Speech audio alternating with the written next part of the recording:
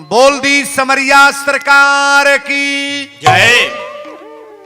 कथा तो वीरेंद्र बाबा के मुंह से रुआ बहुत सुन ली, लेकिन आज नया चीज हम सुनावे जाता नहीं। महतारी बेटा के कथा आज बा। गांव में रुआ कोनो बात आवेला तो लोग कह दिला कि ये बाबा हमार बेटा तो सरवन हव, इनका लड़का सरवन हो। आज कथा सरवने के बाद आज कलयुग में कौन प्रक्रिया चलता, अब वीरेंद्र बाबा बोले का जाता ना तनिए पर आज विचार करब। देखिए कथा सुनने के बाद भी विचार न बदले तो उस कथा में आने जाने से कोई मतलब नहीं है। ये जगह कथा कहत रही या कथा कह के जाए लगली तो जन बाबू साहब कहले गुरु जी गड़िया रोक, तो गाड़ी हमार खड़ा हो गई। कहले रउरा 9 दिन कथा कहली हाँ, हमारी इलाका में गर्दा गर्दा मच गल बा। वीरेंद्र बाबा कथा एकदम करेजा में अंदर प्रवेश कर जाता। हमारी कथा में कहीं 10, 20, 50 हजार लोग जुट जाता है। बुलावे के नहीं बा तो हम कहीं कुछ कहल चाहता नहीं। कहले हाँ बाबा ये पूछतनी कि 9 दिन रउरा कथा कहली हाँ, हम जान ही नहीं पौनी कि राम राक्षस रहे कि रावण। हम हे हमर लगावा का ना बुझल तो बाबा राम राक्षस रहे कि रावण। हम कहनी ये बाबू न राम राक्षस रहे न रावण, राक्षस रहनी हम कि तोहरी ऐसा राक्षस की यहाँ 9 दिन कथा कहली। हर सलिया यही तरह भीड़ होता, पूरा पंडाल गजल भरल रहता, लेकिन तबो विचार जल्दी बदलत ना बा। 1 महीना दूध पियल जाई तो देही में जांगर बताई, 1 बोतल दारू पी ल तो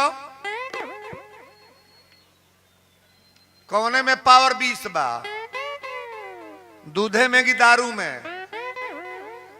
चला बूढ़े लोग बतावे, हमें तक घर लड़का पियत ना हुई है, झकझोर लग के तनो तो बुझे वाला बुझते है। दूधे में ताकत है कि दारू में? दूध में। दारू का नाम मत लेना। दूधवा 2 घंटा सझिया के जमौले रहेला। 2 घंटा में कहीं केकर खेत कीन ली, केकर हाथी कीन ली, केकर गाड़ी कीन ली, के मार दी धुआं फेंक दे।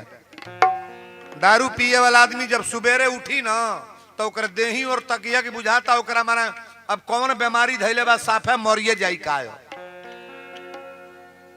आ दूध पिए वाला हरदम छरकत चली।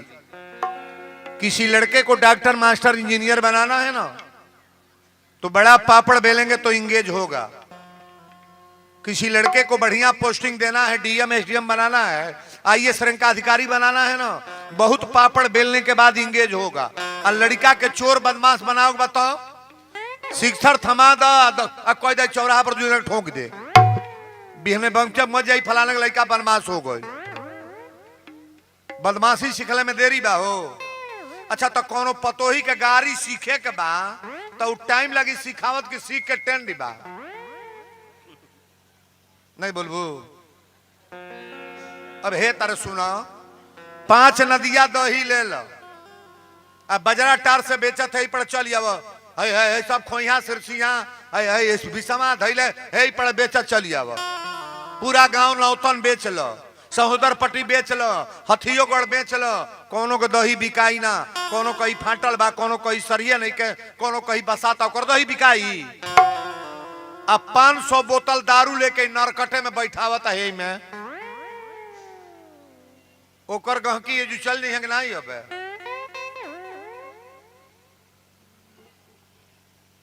टिपत होई कि कौने जगह। अरे अब तो बड़ा धीरा हो गए हथियागढ़ जगह। पहला साल जब कथा कहे 2-3 साल अली ना तो रोज छापा पड़े, नदी के किनारे झुटुआ पड़े भागे तो हई बलू हई जौन बा ना हे अरिया पड़े हाँ तो बाबू रोज गारदा गारदा मच जा। अतः बाबा 4 गो गगरा पकड़ाइल बा, 2 गो टीना पकड़ाइल बा, 2 गो ठिलिया पकड़ाइल बा, 9 गो गैला कुल पकड़ के। अब तो बड़ा कम हो गइल बा।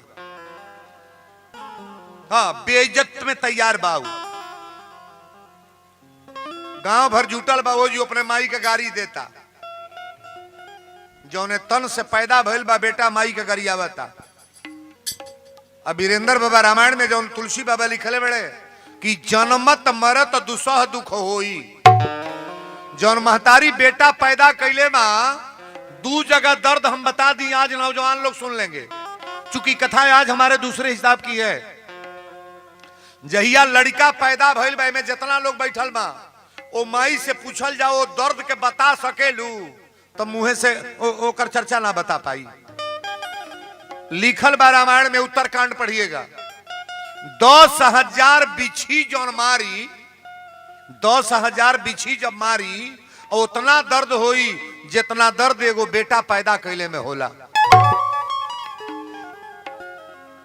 यूसुफ महतारी बैठल बड़ी और बड़ा ध्यान से सुनिएगा। 10,000 बिछी मारी उतना दर्द शरीर में होला। बाबा रामायण में लिखले बनी कि जन्मत मरत दुसह दुख होई। जितना पैदा कैले में दर्द होला वही तरह जमराज जब प्राण लेके जाए लागल उतने दर्द होला। महाराज महतारी लोग के बता दीजिए, माई अपना बाबू के पैदा कैले बा, दू जगह ही दर्द बा। जहिया जमराज आई है तो उतने दर्द होई जब प्राण लेके जाए लगी है, और उतने दर्द भइल बा जहिया बाबू के पैदा कैले बनी। अच्छा, पेटे में बच्चा हो खो और डिलीवरी लाद के रुआ लेके जाइए जू से देवरिया चाहे गोरखपुर चाहे कसिया हाटा कहीं डिलीवरी लेके जाई। ध्यान से सुनिएगा, डॉक्टर जब देखेगा तो कहेगा कि 2 में 1 के बचेगा, या तो पतो ही बची या नहीं तो लड़का। तो करे घर वाला के बचावे कहीं है, ससुर कहीं हमारे पतो ही बचा दी, नाती मर जाई तो मर जाई, फिर पतो ही रही तो लड़का होई। ससुइयो कही है डॉक्टर साहब पतो ही बचा दी फिर लड़का हो जाई। जौन मर्द बियाह के ले गए बा सिंदूर डाल के वो कही कि मेहरारू बचा दो फिर दे ही बात लड़का होई। लेकिन जौनी माई के पेट में बच्चा बा, ईमानदारी से बोलना, जौनी माई के पेट में बच्चा बा, ए बाबू रे बैठ जो, बैठ जल्दी। माई के पेट में बच्चा बा, डॉक्टर कहता ना कि 2 में 1 के बचेगा, और वो माई से पूछल जागी तुम्हारे या तो बेटा बची आ ना तो तू, तब महतारी के बचावे कही। ईमानदारी से बोलो, कैसनो महतारी होई पत्थर के कलेजा अगर होई ना तो वो माई कही डॉक्टर साहब हमरा बाबू के बचा ली, हमारी बेटा के बचा ली सरकार। हमरा नहीं रहला के बाद कम से कम इतना तो रही कि एगो लड़का पैदा करके करमाई मरल बा। अगर बेटा हमार मर जाई आज से, अगर भगवान औलाद न दे तो जीवन भर बझनिया कह के लोग घर में गाड़ी दी। उस नारी का कोई इज्जत नहीं है जिसके घर में एक औलाद न हो, उस बहू का इज्जत नहीं है जिसके घर में एक औलाद न हो। अरे घर वाले तो गाली देते ही हैं, जो लड़का शादी करके ले आया है मैं देख रहा हूं अपनी वाइफ को भी गाली देता है। माई कबो बाबू के मुंह आवे के ना कही। आज वही माई के कथा होके जाता। अब बेटा के कथा वीरेंद्र बाबा एकदम रौरा के जान डाल देव कि बाबा तू का कहल। लेकिन एक लाइन ये गाना के गीत के बजा ली है भैया। आरी घर घर में धैले बा, आरी घर घर में धैले बा, बंटवारा के बीमारी आ घरे संगे बाटल जाले। बाबू हो अरे घरे संगे बाटल जाले, बाप महतारी घरे संगे बाटल जाले, बाप महतारी घरे संगे बाटल जाले, बाप महतारी घरे संगे बाटल जाले। घर घर में धैले बा, अरे घर घर में धैले बा, बंटवारा के बीमारी आ घरे संगे बाटल जाले, बाप महतारी घरे संगे। ईमानदारी से लोग बोलेंगे चाहे जहां से हैं, खेत बटाता घर बटाता दुआर बटा गईल, बटुला बटा गईल, कुर्सी मेज बटा गईल, गहना बिखो बटा गईल, चाउर आटा बटा गईल, डेहरी बटा गईल, अगना बटा गईल, दुआरों पर देवाल चली अब बटा गईल। पहले प्रश्न उठता कि माई के करे में रही, ये होता कि नहीं होता? बुढ़ियन से पूछा का होता, जेकर जेकर बटाता ओकरे घरे का होता है ये बा। पहला प्रश्न उठता कि माई के करे में रही। 4 गो पतोही अगर बाड़ी ना तो बड़की पतोही से पूछातिया कि कहो बूढ़ऊ के अपने में मिलाई बू। बड़की पतोही कहती ना ये दादा बूढ़वा हमारे में नहीं रही, हमसे नहीं पटेला। मझली पतोही से पूछाता तू बूढ़ऊ के रखबू अपने में, तो मझली पतोही कहती हमारे में बूढ़ऊ आवे, लेकिन केहू नाव न ले बूढ़ा के अपने में नाहिया राखो। बूढ़ऊ गैला मझिलो में, छोटकी पतोही से पूछाता बुढ़िया के तू मिलबू, तो छोटकी पतोही कहती बूढ़ा हमारे में आवे, लेकिन प्रधान जी लिखा पढ़ी कह दे, लिखा पढ़ी कह दे जबले जी हैं तबले बूढ़ऊ से बूढ़ा कब बोली है नो। कहो घर बटाता बबिया कमाई घर बटाता है, घर बटाता कि बुढ़िया के मुंह आवल जाता है? घर बटाता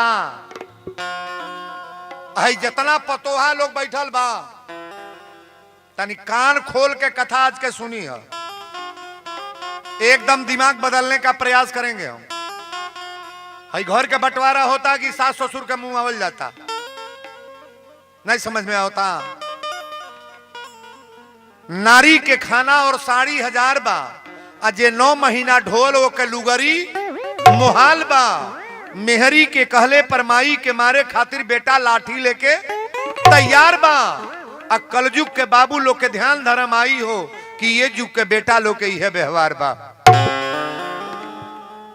गारंटी तो नहीं ले, लेकिन 1% बच्चे हैं जो अपनी मां का कदर कर रहे हैं।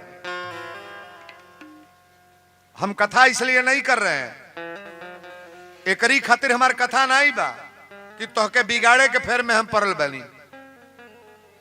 जीवन में बनाने का प्रयास करो। वो कौन पिक्चर का गाना है? पिक्चर का नाम है इंसानियत, और इस पिक्चर में जया पर्दा और अमिताभ बच्चन जी हैं। एक लाइन गौर करेंगे आप। हो दुनिया में कितना गम है, मेरा गम कितना कम है। दुनिया में कितना गम है, मेरा गम कितना कम है। लोगों का गम देखा तो, लोगों का गम देखा तो, मैं अपना गम भूल गया दुनिया में।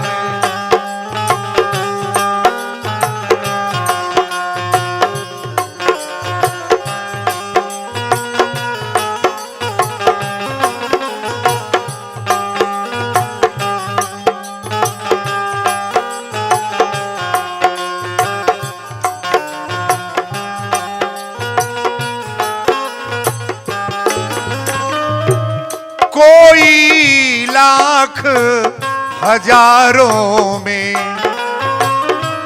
कोई किसी को रोता है, कोई किसी को रोता है, कोई किसी को रोता है, कोई किसी को।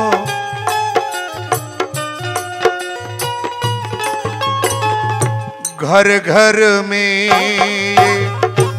मातम है, मेरा गम कितना कम है। लोगों का गम देखा तो, लोगों का गम देखा तो मैं अपना गम भूल गया दुनिया में कितना।